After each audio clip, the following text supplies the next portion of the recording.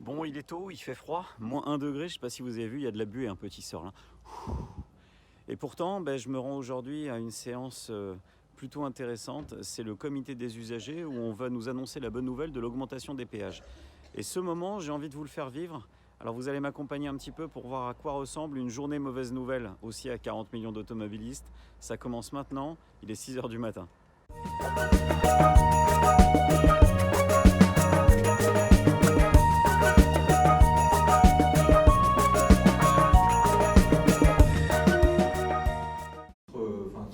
D'information, l'administration se tient évidemment aussi à votre disposition, Madame la Sénatrice, pour vous expliquer aussi les mécanismes qui sont parfois complexes et effectivement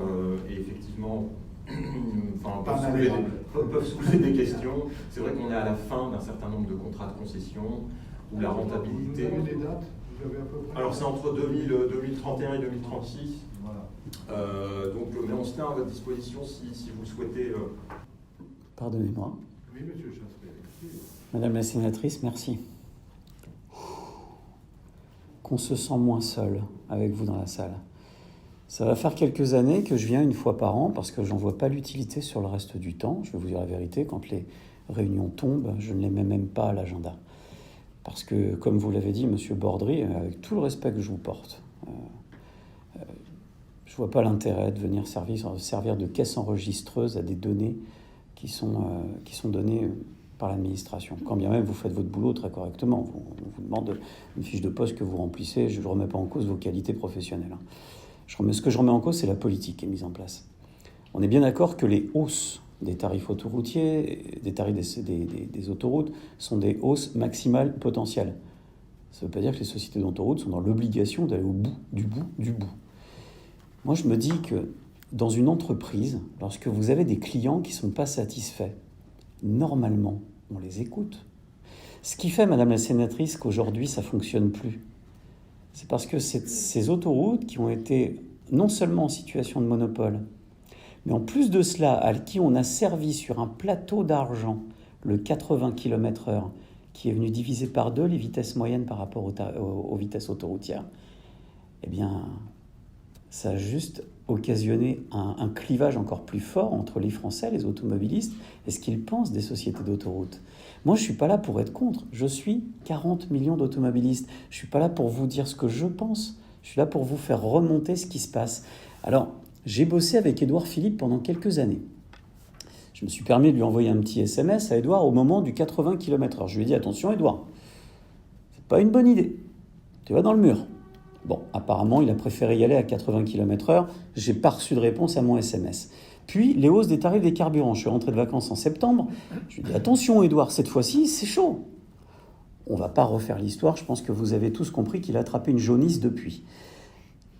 Aujourd'hui, je vais vous tirer une sonnette d'alarme très simple et concerne les sociétés d'autoroutes. Ce que vous appelez une hausse modérée n'est pas une hausse modérée, c'est une hausse supplémentaire.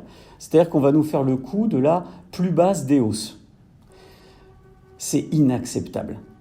Et je vais réclamer ce que j'ai réclamé l'année dernière, ce que j'ai réclamé il y a 2 ans, ce que j'ai réclamé il y a 3 ans, et puis je vais m'en arrêter avec ma litote à la François Hollande, juste pour vous dire que depuis 2012 que je siège ici, j'ai toujours demandé à ce que l'on co-signe ensemble dans un courrier la volonté des membres du comité des usagers de revoir des contrats qui sont indécents.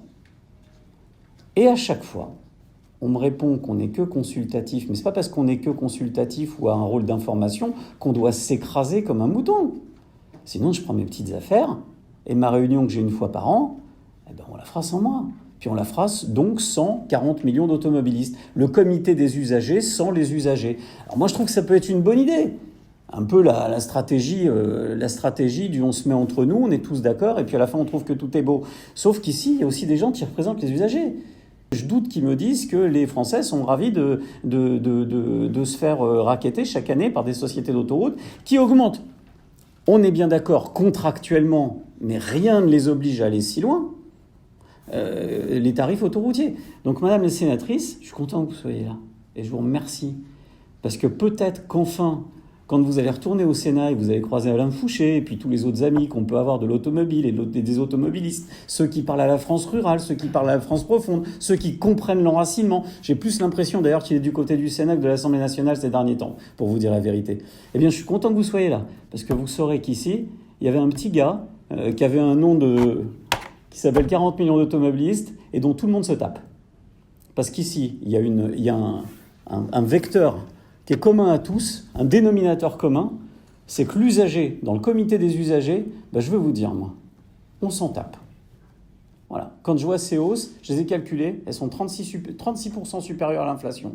Donc non, elles ne sont pas modérées. Bon, ça y est, j'en suis sorti. J'avais autant envie d'y aller que de me pendre. Au final, j'avoue être particulièrement un petit peu choqué par certains propos d'associations qui se disent défenseurs du consommateur, parce qu'à part 40 millions d'automobilistes, on n'était pas 50 à vous défendre à l'intérieur. Bref, les sociétés d'autoroutes augmentent encore les tarifs des péages, 33% d'augmentation par rapport à l'inflation. J'ai essayé de faire entendre notre voix au maximum. J'ai l'impression qu'elle a été entendue par une sénatrice notamment qui était présente. Et j'espère bien la rencontrer dans les jours à venir et pouvoir vous faire partager notre rencontre. Je suis sûr et certain qu'avec 40 millions d'automobilistes, on va avancer. En tout cas, avec nous, promis, vous êtes défendus.